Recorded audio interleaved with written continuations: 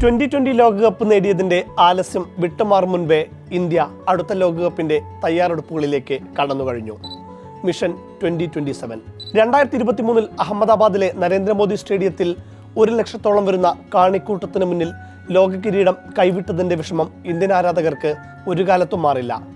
എന്നാൽ അടുത്ത വർഷം നടക്കാനിരിക്കുന്ന അടുത്ത ഏകദിന ലോകകപ്പിലേക്കുള്ള മാസ്റ്റർ പ്ലാൻ അണിയറയിൽ ഒരുങ്ങി. മുഖ്യ സെലക്ടർ അജിത് അഗർക്കറും മുഖ്യപരിശീലകൻ ഗൗതം ഗംഭീറും പദ്ധതികൾ തയ്യാറാക്കി കഴിഞ്ഞു. 2027 ഒക്ടോബർ നവംബർ മാസങ്ങളിലാണ് ദക്ഷിണാഫ്രിക്ക, സിംബാബ്വെ, നമീബിയ എന്നീ രാജ്യങ്ങളിലായി ഏകദിന ലോകകപ്പ് നടക്കുന്നത്. 19ാം സീസൺ ഇന്ത്യൻ പ്രീമിയർ ലീഗ് കഴിയുന്നതോടെ തന്നെ താരങ്ങളെ സെലക്ട് ചെയ്യും. നിലവിൽ 20 താരങ്ങളുടെ സാധ്യതാ പട്ടിക BCCI തയ്യാറാക്കിയിട്ടുണ്ടെന്നാണ് റിപ്പോർട്ടുകൾ. ഇതിൽ IPL പ്രകടനം കൂടി പരിഗണിച്ച് താരങ്ങളെ നേരത്തെ തന്നെ തീരുമാനിക്കുമെന്നാണ് വിവരം. വൺ സീസൺ വണ്ടർ താരങ്ങളെയൊന്നും ഏകദിന ടീമിലേക്ക് പരിഗണിക്കില്ല. ദക്ഷിണാഫ്രിക്കയിലെ ബാറ്റിംഗ് ദുഷ്കരമായ മികച്ച പേസും ബൗൺസുമുള്ള പിച്ച് പരിഗണിച്ച് ടെക്നിക്കലി ബ്രില്യൻ്റായ താരങ്ങളെയാണ് ടീം ഇന്ത്യ നോട്ടമിടുന്നത്.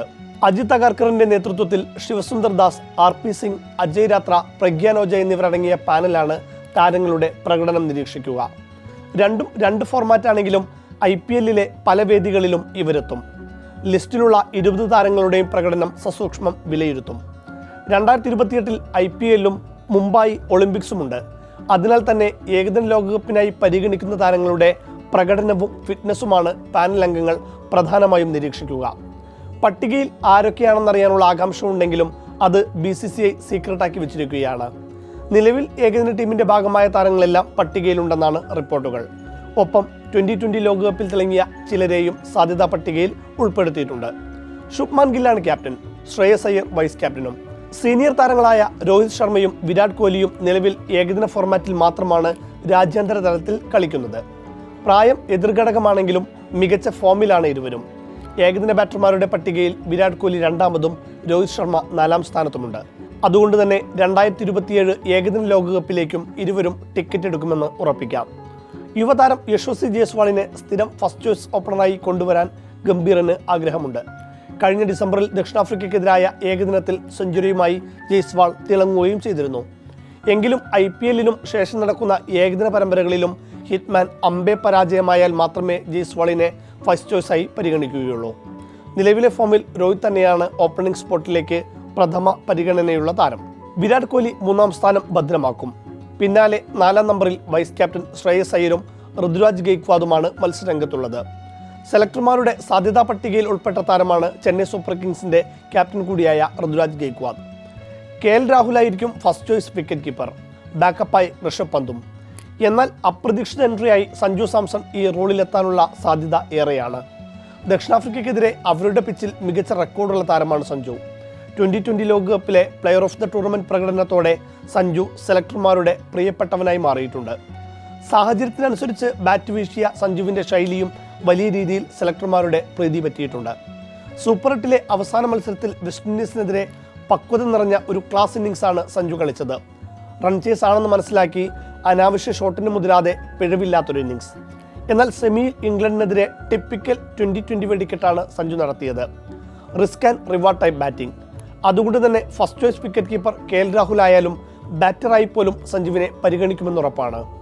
2020 ലോകകപ്പോടെ ഒരിക്കൽ കൂടി മറ്റ് ഫോർമാറ്റുകളിലേക്ക് പരിഗണിക്കാൻ സാധ്യതയുള്ള താരമാണ് ഇഷാൻ കിഷൻ. 2023 ഏകദിന ലോകകപ്പിൽ ശുഭ്മാൻ ഗില്ലിന്റെ പകരക്കാരനായി വന്ന് കളിച്ചിട്ടുണ്ട് ഇഷാൻ. ആദ്യ മത്സരത്തിൽ 0-ന് പുറത്തായെങ്കിലും അഫ്ഗാനിസ്ഥാനെതിരായ 2ാം മത്സരത്തിൽ 47 റൺസുമായി അദ്ദേഹം തിളങ്ങിയിരുന്നു. ഇന്ത്യക്ക് വേണ്ടി ഇതുവരെ 27 ഏകദിനങ്ങളിൽ ജേഴ്സി അണിഞ്ഞ ഇഷാൻ 42.40 ശരാശരിയിൽ 933 റൺസ് നേടിയിട്ടുമുണ്ട്. ഒരു ഡബിൾ സെഞ്ചുറിയും ഇഷാന്റെ അക്കൗണ്ടിലുണ്ട്. ബാറ്റിംഗ് ലൈനപ്പ് ഏറെക്കുറെ സെറ്റാണ്. ദക്ഷിണാഫ്രിക്കയിലെ പിച്ചിന്റെ സവിശേഷ സ്വഭാവം നോക്കി ബൗളർമാരുടെ പ്രകടനമാണ് സെലക്ടർമാർ ഉറ്റുനോക്കുന്നത്. ജസ്പ്രീത് ബുംറ, മുഹമ്മദ് സിറാജ് എന്നിവർ ഉറപ്പിച്ചു കഴിഞ്ഞു. പേസ് ഓൾറൗണ്ടറായ ഹാർദിക് പാണ്ഡ്യയും ടീമിലുണ്ടാകും. ഇനി പ്രസിദ്ധ് കൃഷ്ണയ്ക്കൊപ്പം ആര് വരുമെന്നാണ് പ്രധാന ചോദ്യം. സീനിയർ താരം മുഹമ്മദ് ഷമിയെ ഇനി പരിഗണിക്കില്ലെന്നാണ് റിപ്പോർട്ടുകൾ.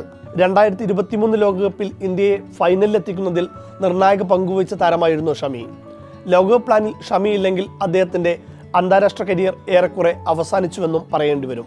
ഹർഷിത് റാണ പരിക്കിനെ തുടർന്ന് വിശ്രമത്തിലാണ്.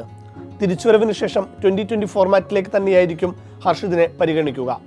ജമ്മു കാശ്മീരിന്റെ അക്യൂബ് നബി ഡൊമസ്റ്റിക്കിൽ സെലക്ടർമാർക്ക് വെട്ടാൻ കഴിയാത്ത വിധമുള്ള പ്രകടനമാണ് പുറത്തെടുത്തിട്ടുള്ളത്. IPL ഡൽഹി ക്യാപിറ്റൽസിന്റെ താരമായ ബാരാമുള്ള എക്സ്പ്രസ് ഇവിടെയും തിളങ്ങിയാൽ ദേശീയ ടീം ജേഴ്സി വൈകാതെ അണിയും. Spin bowling all rounder Axar Patel ഏകദിന ലോകകപ്പിന്റെ ഭാഗമായേക്കും. കഴിഞ്ഞ വർഷത്തെ ഓസ്ട്രേലിയൻ പര്യടനത്തിന് ശേഷം ഏകദിനത്തിൽ അക്സറിനെ പരിഗണിച്ചിരുന്നില്ല. പകരം ടീമിൽ ഉൾപ്പെടുത്തിയ രവീന്ദ്ര ജഡേജ തീർത്തും നിരാശപ്പെടുത്തുകയും ചെയ്തു. ശേഷം നടന്ന ന്യൂസിലൻഡിനെതിരായ പരമ്പരയിലും മോശം പ്രകടനമാണ് ജഡേജ നടത്തിയത്. അക്സറാവട്ടെ 2020 ലോകകപ്പിൽ ഫൈനലിലടക്കം നിർണായകമാവുകയും ചെയ്തു. ഇതോടെയാണ് അക്സർ പട്ടേൽ വീണ്ടും റഡാറിലെത്താൻ കാരണം.